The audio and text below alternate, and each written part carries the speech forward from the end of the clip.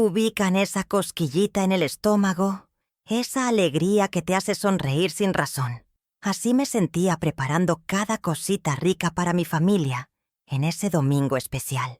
Mis manos arrugaditas amasaban el pan con la misma energía de cuando mis hijos eran pequeños, mientras que en la olla, la salsa de la lasaña burbujeaba despacito, llenando la casa con ese aroma que es puro amor hecho comida. Todavía me acuerdo del susto que me llevé cuando el doctor, con esa cara seria que siempre ponen, me dijo que tenía una enfermedad terminal. Doña Lucía, desafortunadamente los resultados no son buenos. Le sugiero que ponga sus asuntos en orden. Fueron días de llorar a escondidas, de pensar en cómo contarles a mis 3 hijos que me iba a ir pronto, de tratar de dejar todo listo para no dejarles problemas. Cuando les marqué a cada uno, con la voz temblorosa, para contarles del diagnóstico, recibí reacciones diferentes.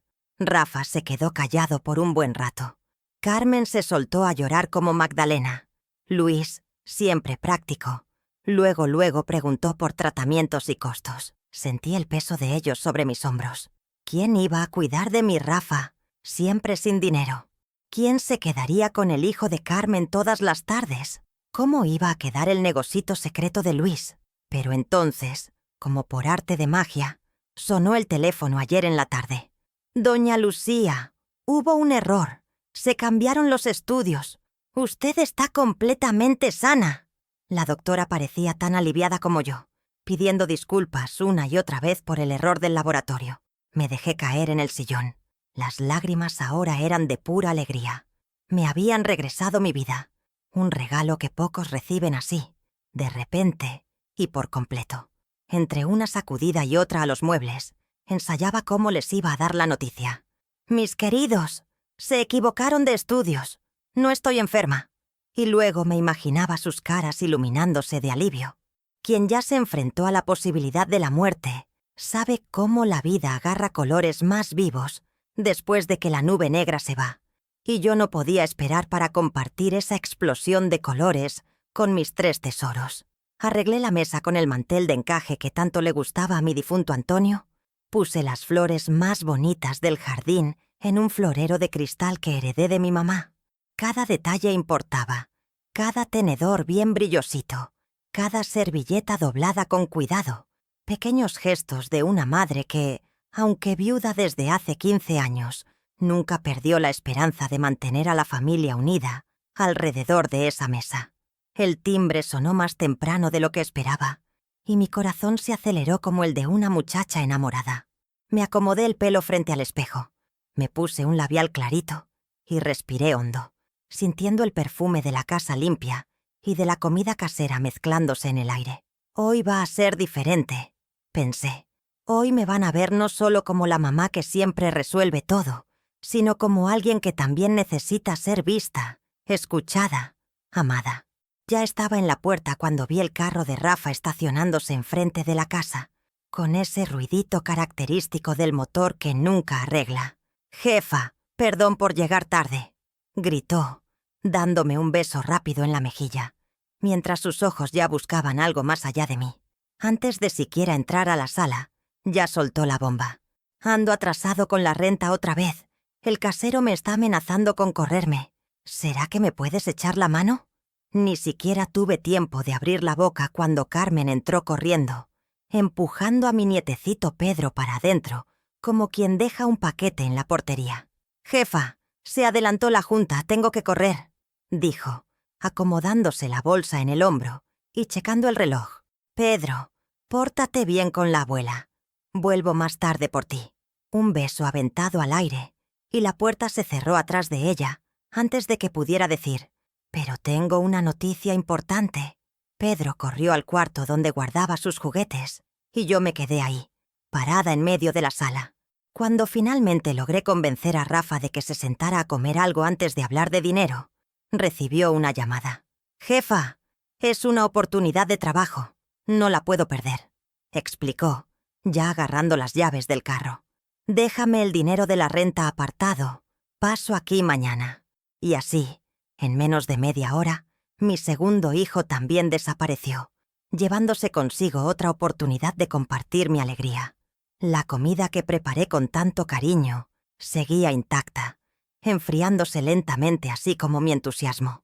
Ya era tarde cuando Luis llegó con su esposa Marcia, una mujer siempre maquillada de más y sonriente de menos. ¡Qué olor a grasa, doña Lucía! Debería abrir las ventanas, fue su saludo, mientras observaba mis muebles viejos como quien evalúa mercancías de segunda mano. Me di cuenta entonces de que Carmen no había regresado por Pedro, que ahora dormía en el sillón después de pasar horas jugando videojuegos. Y ahí, con todos desencontrados, mi gran noticia seguía atorada en la garganta, como un regalo envuelto que a nadie le interesó abrir.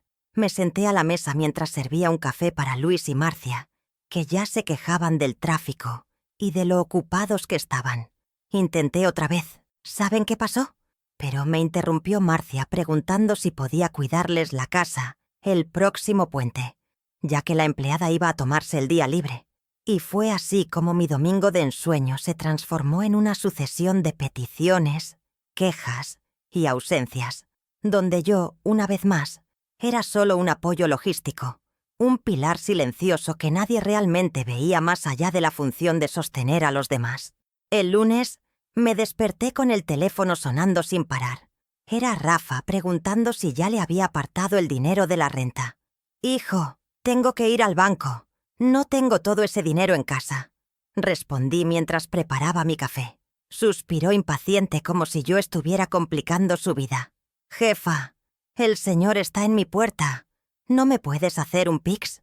Cedí, como siempre, transfiriendo los ahorros que guardaba para comprar un medicamento para la artritis. Promesas de devolución fueron hechas, las mismas que escucho desde hace años, y nunca se cumplen. El martes recibí una llamada furiosa de Carmen. «Jefa, Pedro tiene fiebre. ¿Qué le diste de comer ayer?». Intenté explicarle que solo le di el lunch que ella misma mandó en la mochila, pero no escuchaba. «Siempre que se queda contigo, regresa enfermo. Ahora voy a tener que faltar al trabajo para cuidarlo». Me tragué el llanto que subía por mi garganta, mientras ella descargaba frustraciones sobre mí. Cuando colgué, me di cuenta de que aún no les había contado sobre los estudios cambiados, sobre cómo ya no estaba enferma, sobre cómo aún tendría muchos años por delante. El miércoles trajo a Luis a mi puerta, con ojeras profundas y un semblante abatido. «Jefa, necesito hablar», dijo, sentándose pesadamente en el sofá. Entre tragos del café que preparé, confesó que su matrimonio pendía de un hilo. «Marcia sospecha que estoy escondiendo algo. Si descubre lo de Miguel, me va a dejar y se va a llevar la mitad de todo lo que he construido». Sus manos apretaban la taza con fuerza cuando me hizo la petición. «¿Podrías quedarte con Miguel 2 días? Le digo a Marcia que estoy trabajando hasta tarde y vengo a visitarlo». Acepté, claro.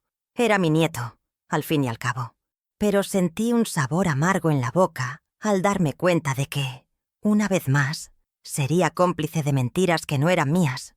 El jueves, mientras arreglaba el cuarto de huéspedes para la visita secreta de Miguel, me quedé observando mi reflejo en el espejo del tocador. Una mujer de 68 años me miraba de vuelta, con arrugas profundas alrededor de los ojos y cabellos más blancos que negros. «¿Quién eres tú, además de madre y abuela?», me pregunté a mí misma. La respuesta no llegó fácil, porque hace muchos años que me había olvidado de existir más allá de las necesidades de mis hijos. Me senté en la cama y lloré, no de tristeza por la enfermedad que al final no tenía, sino de una revelación dolorosa.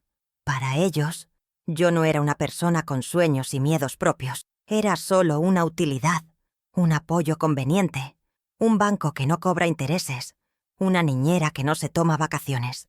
El viernes, durante la comida que preparé para mí misma, miré el calendario colgado en la pared de la cocina. Había un círculo rojo alrededor del próximo sábado. Cumpleaños de Pedro. 5 años. Carmen me había pedido que ayudara en la fiesta. Claro, ¿acaso notarían si no fuera?, pensé, moviendo la comida en el plato sin ganas de comer. Pero luego aparté ese pensamiento. Era el cumpleaños de mi nieto. Todos estarían allí. Sería la oportunidad perfecta para finalmente compartir mi buena noticia, para ver el alivio en los rostros de mis hijos al saber que la madre no estaba más condenada, que el peso de cuidar de una anciana enferma no caería sobre sus hombros tan pronto. El sábado me encontró despertando temprano, separando los ingredientes para los dulces que había prometido hacer para la fiesta. Mis manos trabajaban automáticamente, enrollando brigadeiros con la misma receta que usaba desde que mis hijos eran pequeños. A cada bolita que formaba, recordaba una fase diferente. Rafa llorando cuando sacó malas notas, Carmen necesitando un uniforme nuevo que no teníamos dinero para comprar, Luis necesitando un aval para su primer departamento. Una vida entera dedicadas a resolver problemas ajenos, como si los míos no existieran. Mañana será diferente, me prometí a mí misma. Mañana sabrán que aún tienen madre por muchos años, y tal vez eso los haga verme de verdad. El domingo de la fiesta llegó luminoso, como si el propio cielo celebrara el cumpleaños de mi Pedro. Me desperté antes incluso de que sonara el despertador, ansiosa y con esa sensación de mariposas en el estómago.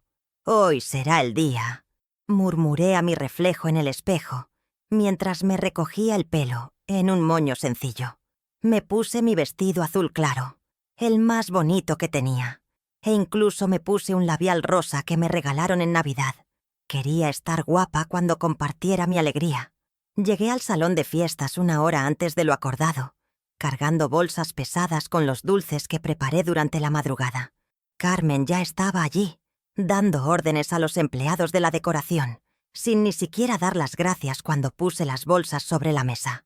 «Jefa, ¿puedes acomodar estos dulces en los platitos mientras termino de organizar los recuerditos?» Ni siquiera era una petición, sino una orden. Obedecí en silencio, organizando cada brigadeiro, veijiño y cajuciño en las bandejas coloridas, como he hecho en tantas fiestas a lo largo de la vida. Con el paso de las horas, el trabajo en la pequeña cocina improvisada del salón se acumuló. Lavaba vasos, organizaba bocadillos, llenaba vasos de refresco, mientras escuchaba las risas y el bullicio de la fiesta sucediendo allá afuera. Nadie vino a preguntarme si necesitaba ayuda o si quería participar en la celebración. Mis dedos estaban arrugados de tanto contacto con agua y detergente cuando finalmente decidí hacer una pausa para beber algo. Y, quién sabe, abrazar a mi nieto. Fue cuando coloqué los vasos de jugo en una bandeja que escuché voces provenientes de un cuartito de depósito. La puerta estaba entreabierta, una rendija de luz escapando al corredor oscuro. Reconocí inmediatamente. Eran mis 3 hijos y Marcia, la esposa de Luis, discutiendo en tonos exaltados. Me acerqué sin hacer ruido, una costumbre antigua de quien siempre quiso proteger a los hijos de sus propias preocupaciones. Y entonces, ¿qué haremos con ella cuando empeore? Oí la voz de Carmen. Me congelé en el lugar, la bandeja temblando levemente en mis manos. «Mi departamento es muy pequeño. No hay manera de llevarla para allá», argumentaba Rafa, con ese tono evasivo que conozco tan bien. «Solo tiene un cuarto, y ustedes saben cómo le gusta meterse en mis cosas. Carmen, tú tienes más espacio. Tu casa tiene 2 cuartos». Pensé en todas las veces que había limpiado su departamento cuando estaba demasiado enfermo para levantarme de la cama, en cómo nunca toqué nada sin permiso. La angustia comenzó a crecer como una burbuja en el pecho. «¡Ni pensarlo!», la voz de Carmen sonaba indignada. «Ya tengo a Pedro, mi trabajo, y honestamente, no aguanto más escuchar las mismas historias. No tienen idea de lo que es tener que llevarla para consultas médicas y después aguantar horas de conversación repetitiva. Luis, tú tienes una casa enorme, 3 cuartos vacíos. ¿Por qué no la llevas a vivir con ustedes?» Mis manos apretaron la bandeja con fuerza. Las historias que ella llamaba repetitivas eran los pocos recuerdos felices que aún intentaba preservar. Compartir. Fue la voz estridente de Marcia la que cortó el aire como una navaja. «De ninguna manera esa vieja va a vivir en mi casa. Ya no soporto sus visitas. Imagínate tenerla bajo el mismo techo». Ella hablaba de mí como si yo fuera un objeto indeseado, un mueble roto. Siempre que viene se queda analizando todo, comentando cómo las cosas eran diferentes en su tiempo. ¿Y ese olor a crema para dolores? No, Absolutamente no. Concuerdo con Marcia. La voz de Luis sonaba calculadora y fría. Además, como empresario, tengo una imagen que cuidar. Recibir clientes en casa con una anciana enferma cerca no es exactamente lo que necesito para mis negocios. Miren, hay un asilo cerca de mi oficina. No es de los más caros, pero es limpio. Podemos dividir los gastos entre los tres. Él hablaba como si discutiera la compra de un electrodoméstico, calculando costos y beneficios. Apenas puedo pagar mi propia renta. ¿Cómo voy a pagar un asilo?, protestó Rafa. Carmen trabaja medio tiempo como profesora. Tiene más tiempo. ¿Por qué no la llevas a vivir contigo y Pedro? Tu casa es pequeña, pero tiene espacio. A los niños les encantan los abuelos, ¿no es cierto? Sentí mi corazón apretar al darme cuenta de cómo me empujaban de uno para otro, como un paquete indeseado en un juego cruel. No tengo condiciones. Ya cuido de Pedro sola. Carmen parecía exasperada. Ustedes, hombres, siempre creen que es fácil. Luis tiene dinero, casa grande, y Marcia no trabaja. ¿Por qué no se quedan con ella? Marcia soltó una risa sarcástica que me hirió como una puñalada. Querida, yo no trabajo porque no necesito, no porque tenga tiempo para ser enfermera de ancianos. Y francamente, tu madre nunca me ha querido. Realmente creo que el asilo es la solución más sensata, insistió Luis. Dividimos entre 3. Sale barato para cada uno. Y ella ya ha vivido demasiado, completó, arrancando una risa nerviosa de los otros. Quiero decir, ¿cuál es la calidad de vida de ella ahora? Tal vez hasta sea un favor. Los 3 rieron, junto con Marcia. Una risa incómoda. Pero aún así, rieron de mi existencia, de mi supuesta muerte anunciada. Mi primer impulso fue entrar gritando, acusándolos de ingratitud. Pero algo dentro de mí, quizás el resto de dignidad que aún no habían logrado aplastar, me detuvo. Respiré hondo. Me acomodé el vestido y con las manos temblorosas terminé de arreglar la bandeja de jugos. Una claridad repentina invadió mi mente, como si todas las nieblas de la maternidad ciega se hubieran disipado en un instante. No era amada, era tolerada. No era madre, era una carga. No estaba enferma, pero para ellos ya estaba muerta. Con una serenidad que me sorprendió, entré en la pequeña sala cargando la bandeja. Los 4 enmudecieron inmediatamente, intercambiando miradas culpables. Pensé que les gustaría un refresco, dije calmadamente, como si no hubiera escuchado cada palabra cruel. Les serví a cada uno, observando cómo evitaban mi mirada. Fue entonces que solté la bomba. Por cierto, quería contarles algo. Llamaron del laboratorio. Los exámenes se habían intercambiado. No estoy enferma. El silencio que siguió habría sido cómico en otras circunstancias. Vi claramente el alivio en sus ojos.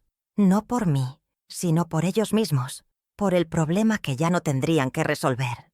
El alivio dio lugar a la inquietud cuando, en lugar de sonreír y agradecer por no ser una carga tan pronto, permanecí seria, mirando a cada uno a los ojos con una firmeza que nunca habían visto en mí. Me giré hacia Rafa primero, mi hijo mayor, siempre tan lleno de excusas. Rafa, a partir de hoy ya no voy a completar tu renta atrasada. Siempre has tenido una excusa para todo, pero nunca para crecer. Abrió la boca, impactado, pero ya me había girado hacia Carmen. ¿Y tú? Ya no cuidaré a Pedro todas las tardes. Busca una escuela de tiempo completo o una niñera. Nunca preguntaste si yo quería esa responsabilidad. Ve tras el padre de tu hijo y exige tus derechos. Los 2 me miraban atónitos cuando me giré hacia Luis, guardando para él la mayor bomba. Y en cuanto a ti, Luis, ya no seré intermediaria entre tú y el hijo fuera del matrimonio. No seré más cómplice de tus mentiras. Si quieres ser padre, asúmelo públicamente.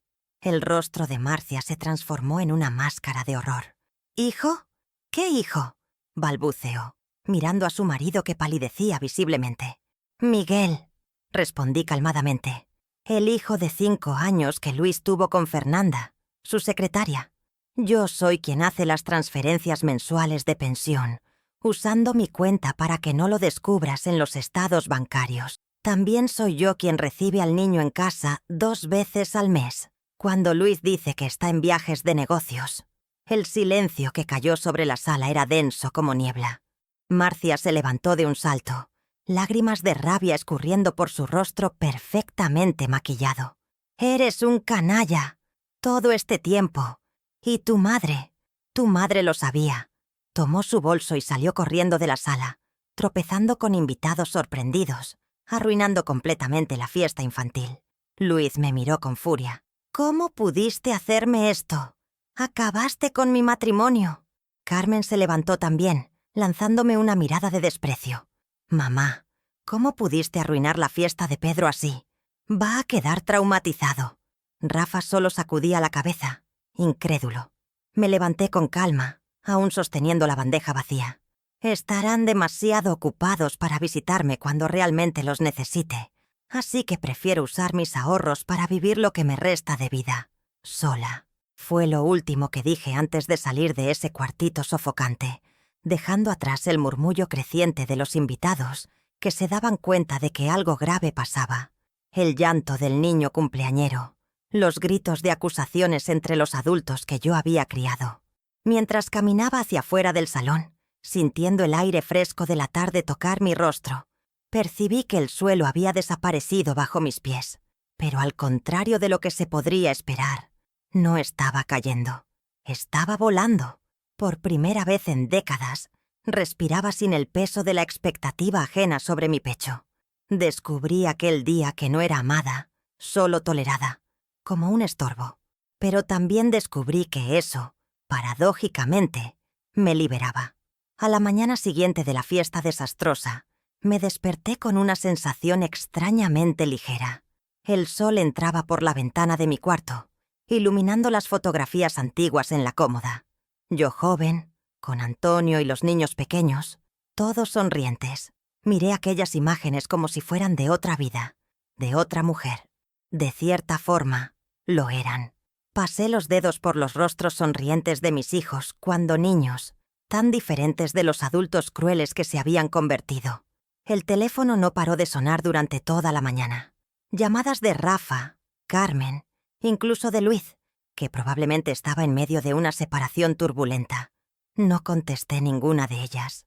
Me serví un café fuerte, me senté a la mesa de la cocina y abrí el cuaderno de recetas donde, en las últimas páginas, anotaba mis sueños olvidados, sueños de juventud, planes interrumpidos por la maternidad, por la viudez precoz, por las demandas interminables de una familia que nunca me vio como más que una función. Siempre he tenido fascinación por la fotografía. Antonio me regaló una cámara en nuestro primer aniversario de matrimonio, pero cuando los niños llegaron, quedó guardada en una caja, junto con tantas otras partes de mí. Recordé un reportaje que había leído sobre programas de intercambio para adultos mayores, cursos de artes en otros países. En la época, me reí de aquello como una fantasía imposible. Ahora, con el corazón liberado del peso de las expectativas ajenas, esa posibilidad danzaba frente a mí, invitativa, casi atrevida. Con pasos más decididos de lo que jamás tuve, fui hasta la oficina que mantenía organizada desde la muerte de Antonio. Allí, en carpetas meticulosamente organizadas, estaban todas las escrituras, documentos de la casa, estados de cuenta bancarios, pólizas de seguro. Abrí la caja fuerte empotrada en la pared detrás del librero. Un secreto que ni mis hijos conocían. Allí dentro, además de algunas joyas de la familia, estaba el ahorro que mantuve durante años, escondido hasta de mí misma, como quien preserva una ruta de escape que nunca cree que usará. Tomé el teléfono y llamé al doctor Mauricio, el abogado que se encargó del inventario cuando Antonio falleció. «Doña Lucía, qué sorpresa tan agradable. ¿Cómo puedo ayudarla?». Su voz cordial del otro lado de la línea me dio confianza. «Doctor, necesito saber sobre mis derechos como propietaria de la casa. ¿Puedo rentarla legalmente?». La pregunta parecía simple, pero cargaba el peso de una revolución personal. «Claro que puede, doña Lucía. La casa está enteramente a su nombre. ¿Qué tiene en mente?». La conversación fluyó por casi una hora. El doctor Mauricio me explicó sobre contratos de arrendamiento, sobre cómo proteger mis derechos, sobre la posibilidad de una inmobiliaria administrando todo, mientras yo estuviera fuera. ¿Fuera?, preguntó curioso. Estoy pensando en viajar, doctor. Tengo 68 años y nunca he salido del país. Hubo una pausa respetuosa del otro lado. Me parece una idea excelente, doña Lucía. Se lo merece. Aquellas palabras, ¿se lo merece?, resonaron en mí como si fueran dichas en un salón vacío, reverberando en las paredes. ¿Cuándo fue la última vez que alguien dijo que yo merecía algo? ¿Que tenía derecho a una alegría, a una experiencia, a una vida más allá de servir? No lo recordaba. Tal vez porque nunca había sucedido. ¿Podría ayudarme con los documentos entonces? Quiero hacer todo oficialmente, sin cabos sueltos. Después de colgar, abrí la laptop que usaba raramente. Un regalo de Navidad de mis 3 hijos, que se cooperaron no por generosidad, sino para facilitar las transferencias bancarias que yo les hacía.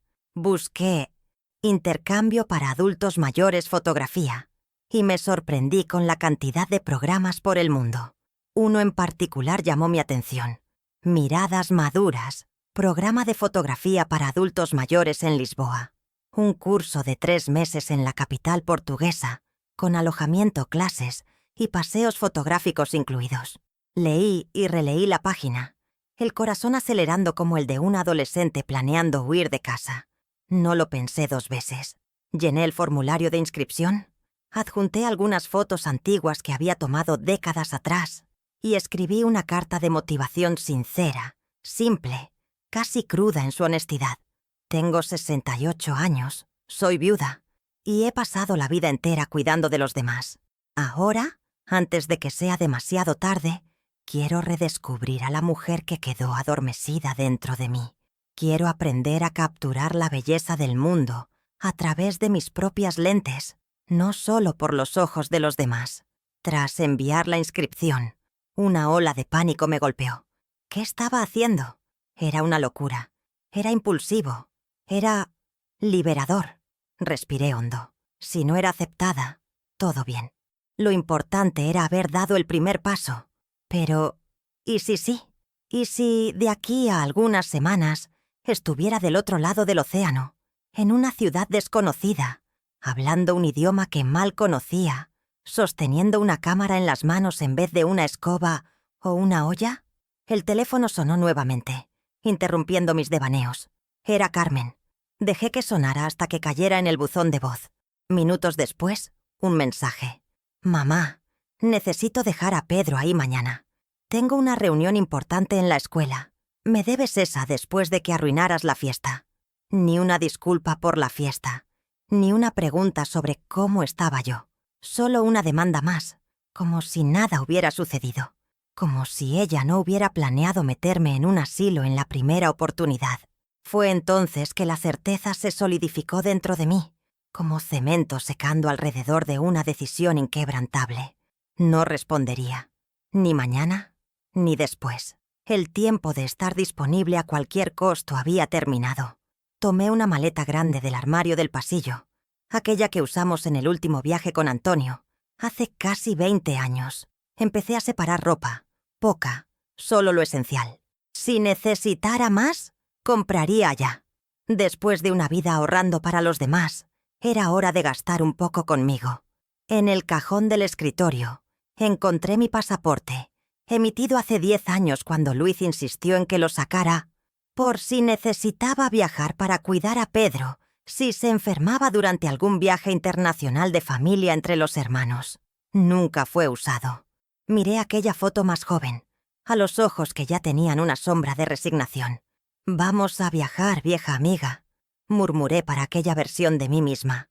«Vamos a finalmente vivir un poco». El timbre sonó, sobresaltándome. Por la ventana vi el coche de Rafa estacionado frente a la casa. No abrí.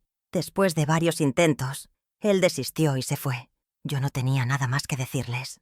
Las palabras eran inútiles después de años de sordera selectiva. Ahora solo las acciones importaban, y la mía sería silenciosa, definitiva y completamente inesperada. Pasé el restante del día organizando documentos, transfiriendo dinero a una nueva cuenta que abrí online, exclusivamente para mi viaje. Llamé a una inmobiliaria recomendada por el doctor, Mauricio y agendé una visita para el día siguiente. Ellos se encargarían de todo: contrato, recepción de alquiler, mantenimiento de la casa. Me sentí competente, capaz, dueña de mi propio destino de una forma que jamás había experimentado. Por la noche, ya con casi todo encaminado, tomé un bloc de notas y escribí una nota simple, directa. No se preocupen, ahora es mi turno de cuidar de mí. Los exámenes estaban equivocados. No estoy enferma. Pero ustedes ni siquiera preguntaron. No me busquen. Cuando yo quiera, me pondré en contacto. Puse la nota con un imán en la puerta del refrigerador, donde seguramente sería vista cuando vinieran a buscarme. Preocupados no por mí, sino por los servicios que dejarían de recibir. Miré alrededor de la cocina limpia, de la casa organizada, del hogar que construí, cuidé y donde enterré mis sueños por tanto tiempo. No sentía tristeza, ni rabia, ni siquiera resentimiento. Sentía solo la excitación calma de quien, finalmente, decide abrir la puerta de su propia jaula. Tomé una copa de vino, algo que raramente hacía, y brindé conmigo misma a la ventana, observando las estrellas. Gracias, mis hijos, susurré a la noche, por mostrarme que aún no es demasiado tarde para nacer de nuevo. Y por primera vez en muchos años, dormí sin culpa, sin preocupación, sin aquel dolor sordo de quien vive para los demás y muere un poco cada día. Dormí con la certeza de que, a los 68 años, mi vida estaba apenas comenzando. Lisboa me recibió con una luz dorada, diferente de todo lo que ya conocí en México. En el aeropuerto, apreté mi cámara contra el pecho como quien sostiene un talismán, las manos temblorosas de ansiedad y excitación. Era la primera vez que viajaba sola, la primera vez que usaba mi pasaporte, la primera vez que me permitía existir solo para mí misma. Una señora gentil del programa me esperaba con una plaquita donde se leía «Doña Lucía, México», y su sonrisa cálida disipó parte de mi miedo. «Bienvenida a Portugal, señora». ¿Cómo fue el viaje desde México? El pequeño apartamento en el barrio de Alfama, uno de los más antiguos de Lisboa, se convirtió rápidamente en mi nuevo hogar.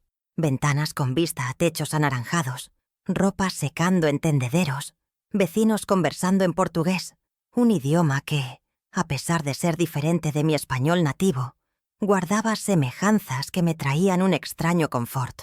En el primer día de clase, me senté tímidamente al fondo de la sala, rodeada por otros alumnos senior, como nosotros éramos llamados, adultos mayores de varias partes del mundo, todos con el mismo brillo en la mirada, aquella mezcla de inseguridad y esperanza que me hizo sentir, por primera vez en mucho tiempo, que no estaba sola en mis anhelos. La fotografía es una forma de escribir con luz, explicó nuestro profesor, un señor español de barba blanca y manos expresivas. Cada uno de ustedes tiene una historia que contar, una perspectiva única. No busquen la perfección técnica, busquen la verdad de su visión. Él entregó a cada uno de nosotros una carpeta con cronograma de clases, paseos fotográficos y una página en blanco al final. Aquí escriban lo que quieren capturar con sus lentes, no lo obvio, monumentos, paisajes, sino lo que quieren decir al mundo. Aquella noche, sentada en el pequeño balcón del apartamento, la brisa suave del Tajo acariciando mi rostro, miré aquella página en blanco por mucho tiempo. ¿Qué quería capturar? ¿Qué quería decir? Después de una vida entera en México hablando solo lo que los demás querían oír, la libertad de expresión me paralizaba. Tomé la pluma, dudé, y finalmente escribí una única palabra: renacimiento. Era eso lo que yo buscaba con mis fotos, documentar el proceso de una mujer mexicana que, a los 68 años, estaba naciendo nuevamente en tierras lusitanas. Claro, aquí está el texto traducido y adaptado al español mexicano, manteniendo un tono natural y accesible para un público de YouTube. Las primeras semanas fueron un no parar de descubrimientos. Aprendí a jugar con el enfoque, la exposición, a darle profundidad a las fotos. Pero más allá de la técnica, aprendí a mirar de verdad, el mundo que me rodeaba. Le tomé fotos a los callejones angostos de Alfama, a los señores portugueses jugando cartas en las plazas soleadas, a los niños corriendo por las calles empedradas. Y con cada clic sentía que algo se despertaba dentro de mí. Un ojo interior que había estado cerrado por décadas, abriéndose poquito a poco a la belleza de la vida.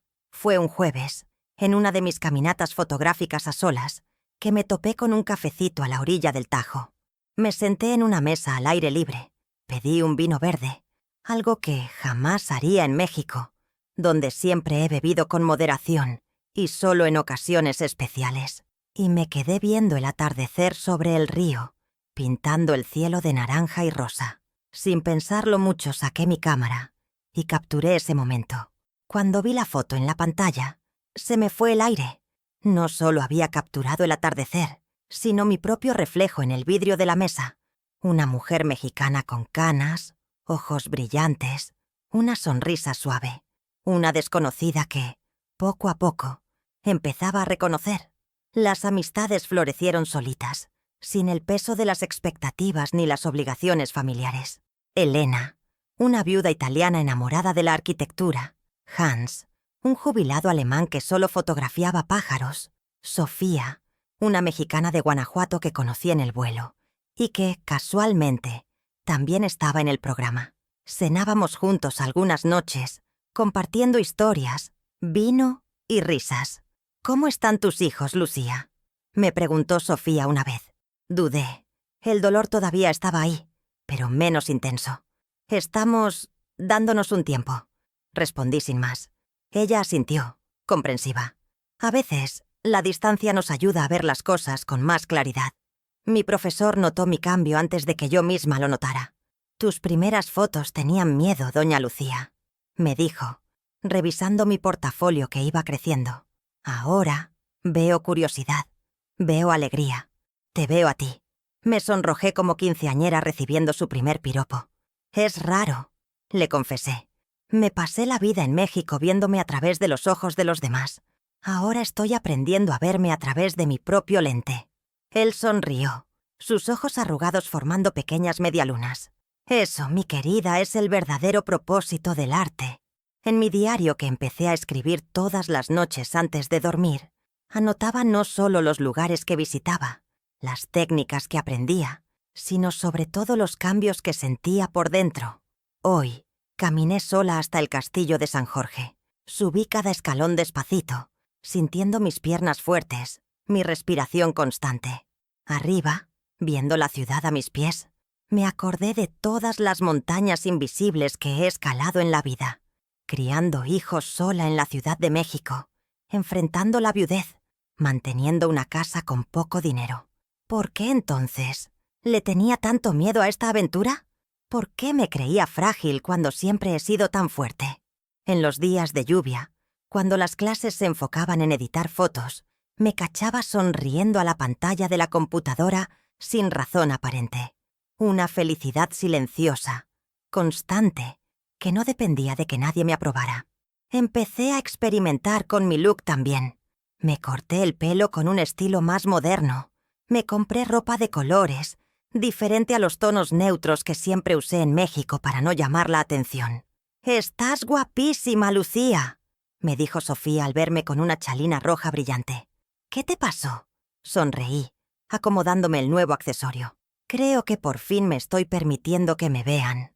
Las semanas se convirtieron en meses, y Lisboa se volvió no solo un destino, sino una puerta a un mundo nuevo.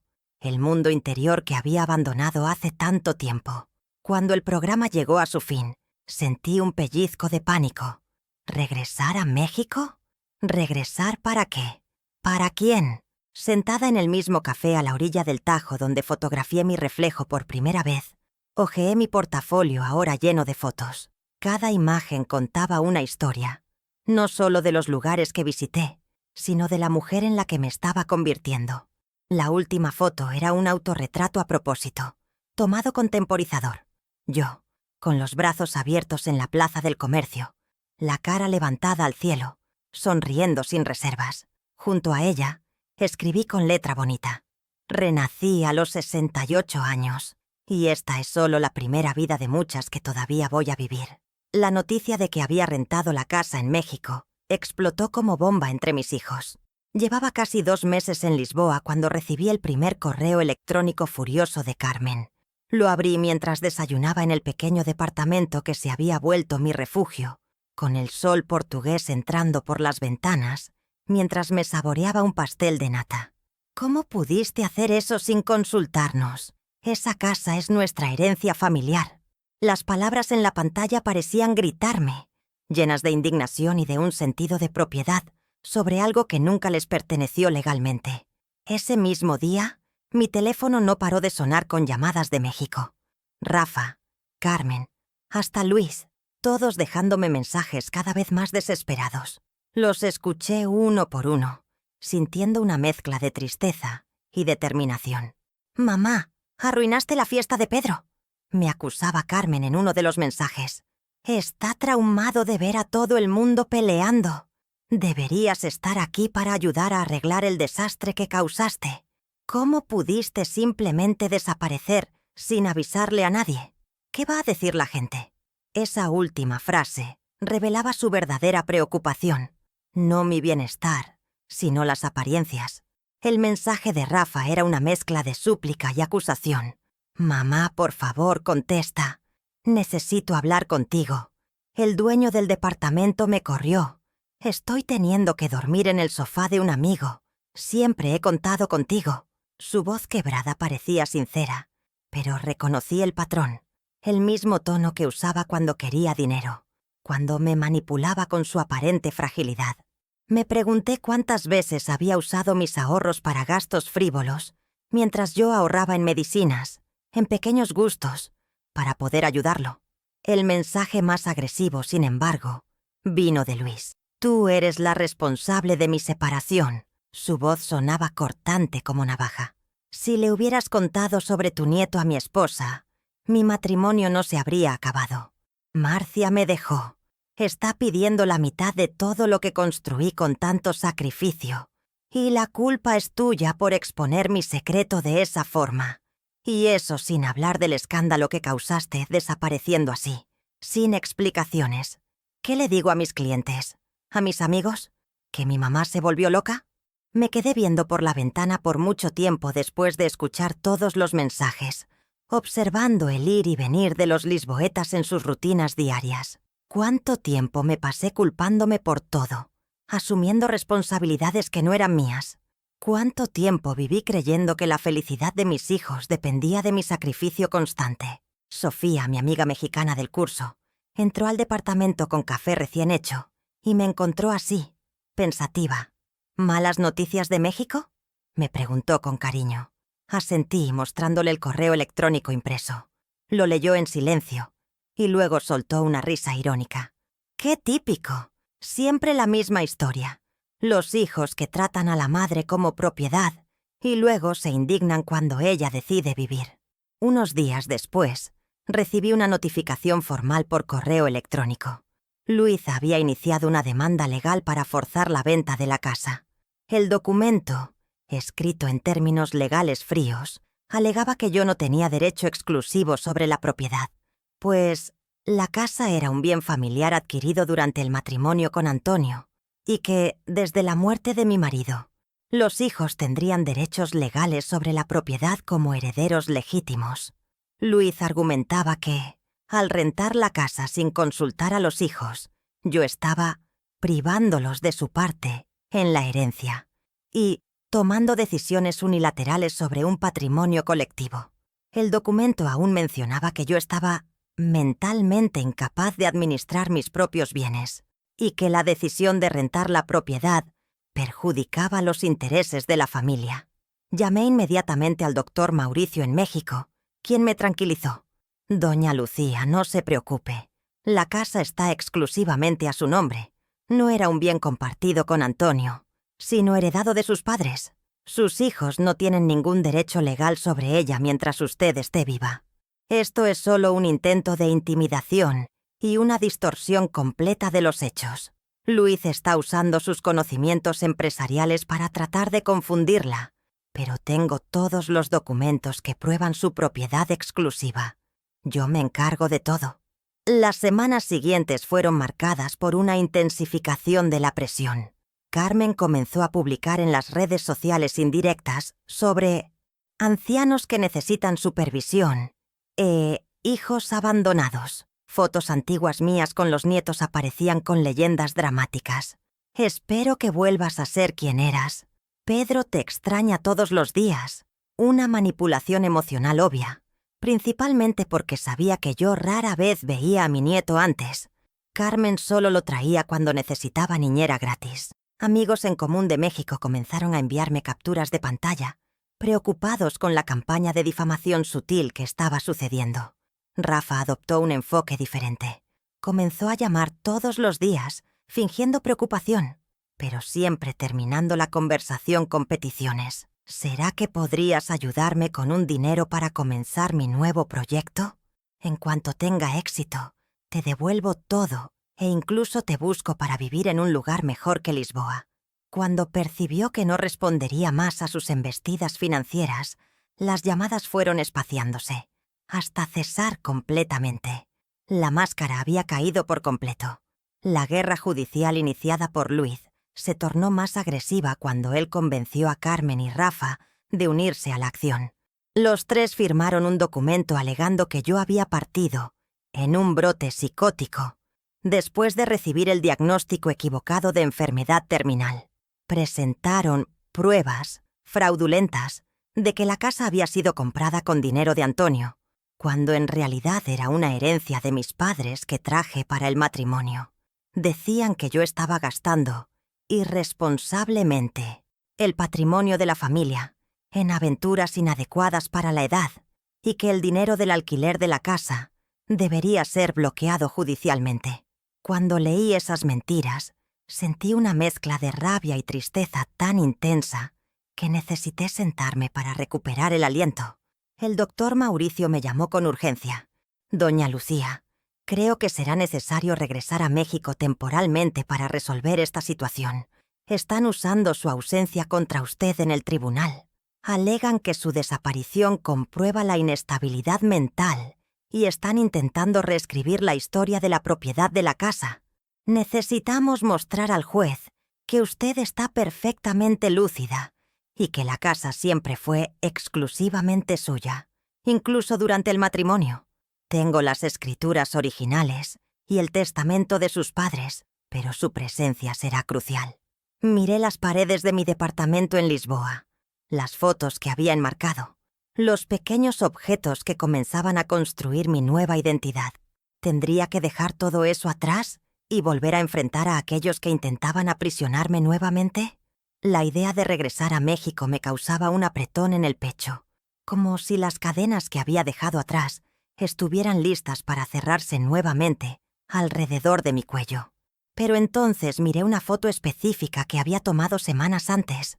Un pájaro levantando vuelo de una jaula abierta en una plaza de Lisboa.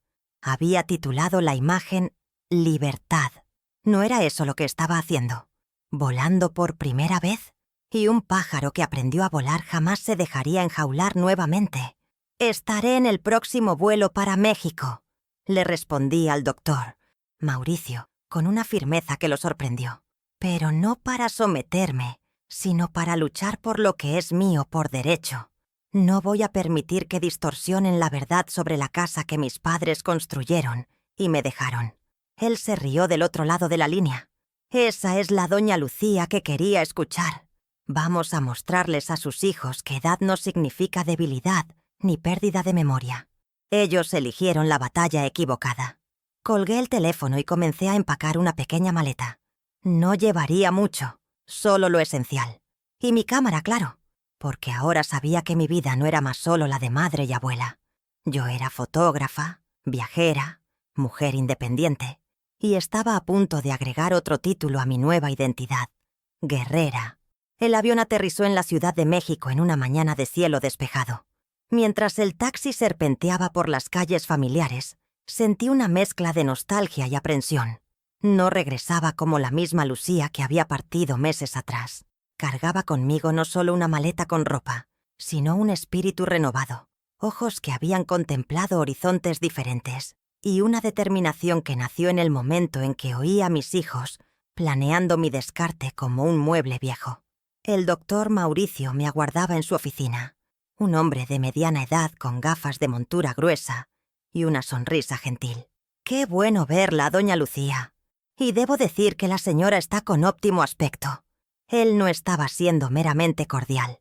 Lisboa me había transformado. Mis cabellos, antes siempre presos en un moño severo, ahora enmarcaban mi rostro en un corte moderno. Mis ropas coloridas contrastaban con los tonos neutros que siempre usé.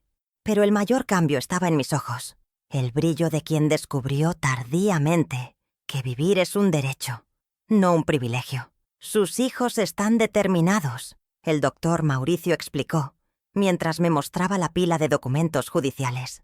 «Luis, especialmente, está usando todos los recursos a su disposición. Contrató a uno de los abogados más caros de la ciudad. Falsificó documentos sugiriendo que la casa fue comprada durante el matrimonio e incluso consiguió una declaración de un médico amigo sugiriendo que la señora podría estar sufriendo de demencia. Miré aquellos papeles, cada uno de ellos un intento de apagar mi autonomía, de reducirme nuevamente a la condición de dependencia.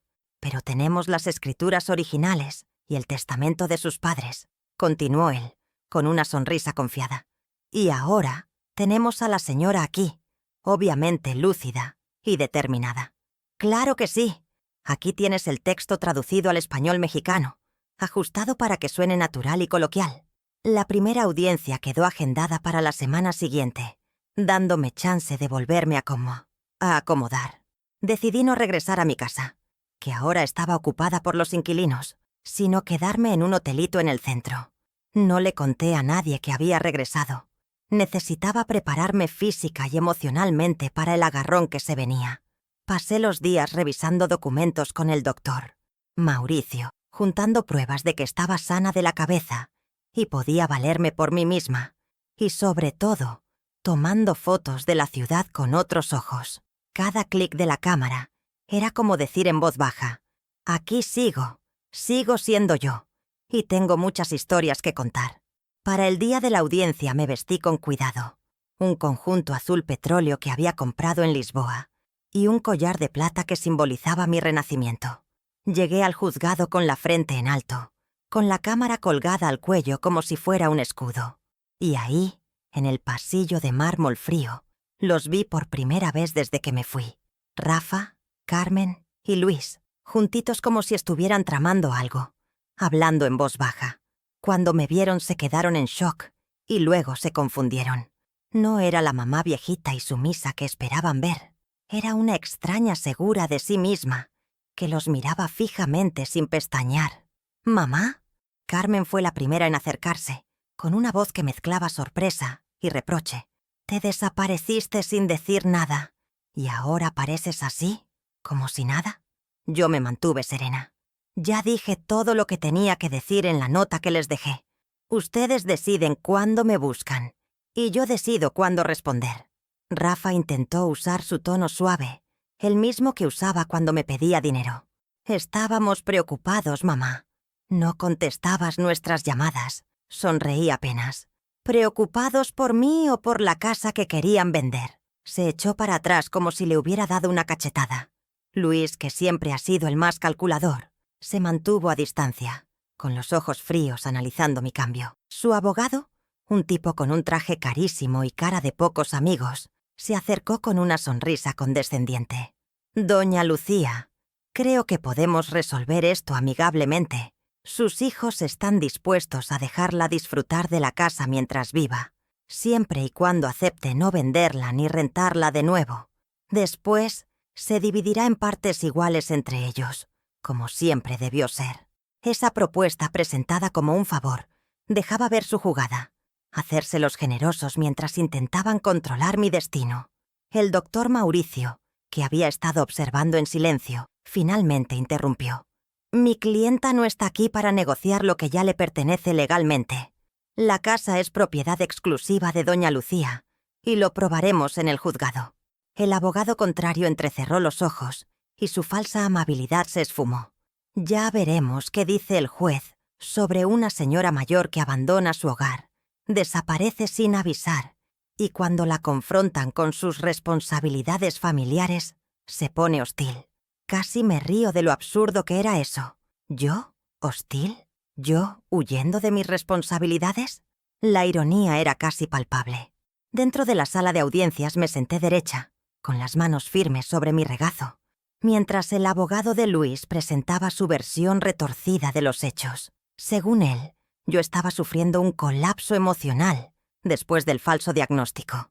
Me había escapado para gastar irresponsablemente el patrimonio familiar y ahora mostraba claros signos de alejamiento de los lazos afectivos, como se veía en mí, rechazo a mis hijos, que solo quieren mi bien.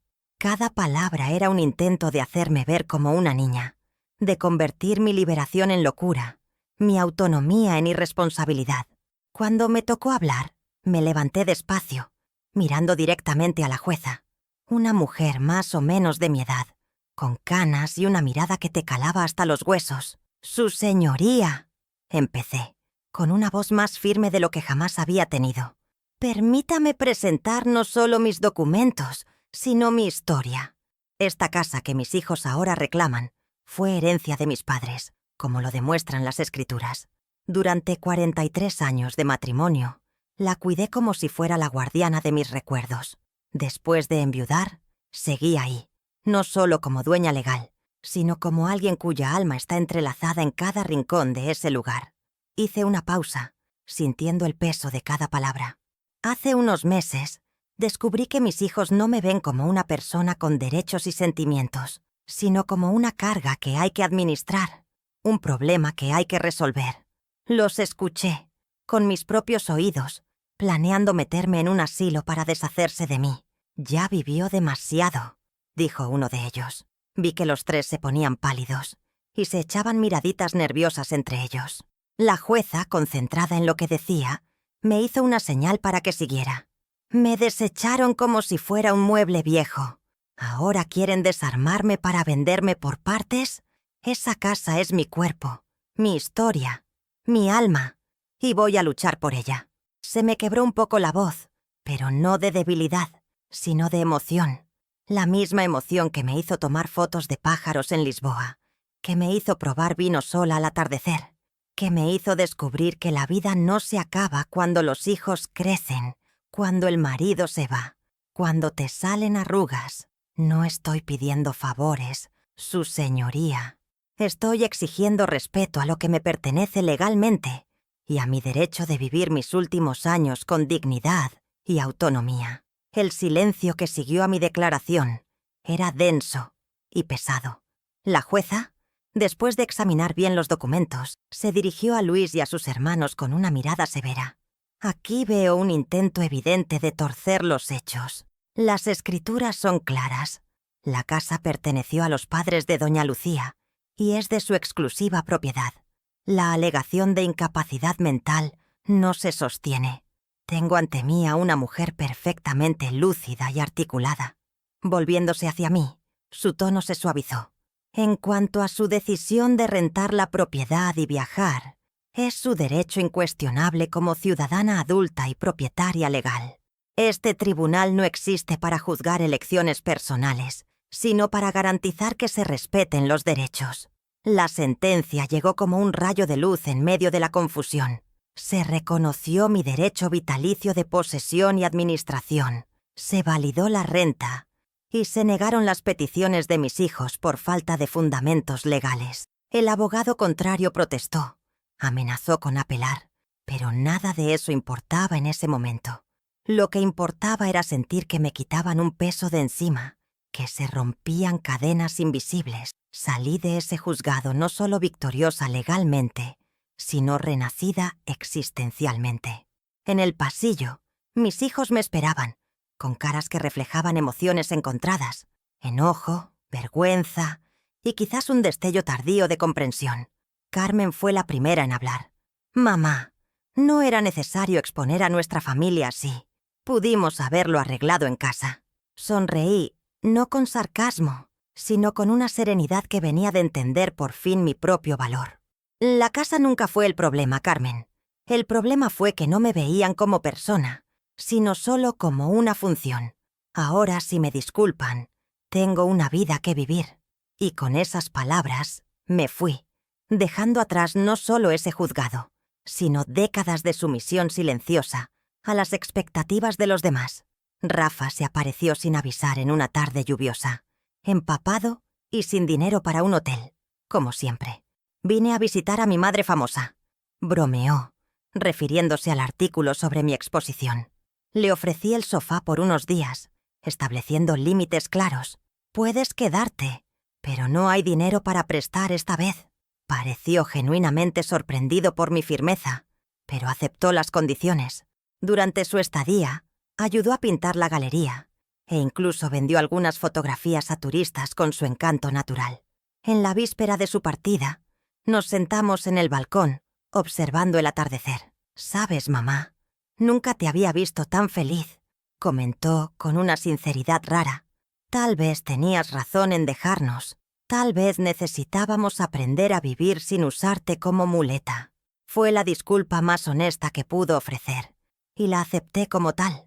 Luis permaneció distante y amargado, el único que no intentó ningún acercamiento. A través de Miguel, supe que después del divorcio con Marcia, sus negocios pasaban por dificultades, que estaba bebiendo más de lo que debía. Parte de mí sentía pena, otra parte reconocía que cada uno cosecha lo que siembra. Cuando Miguel se mudó definitivamente a mi casa, Luis envió un correo electrónico corto y formal.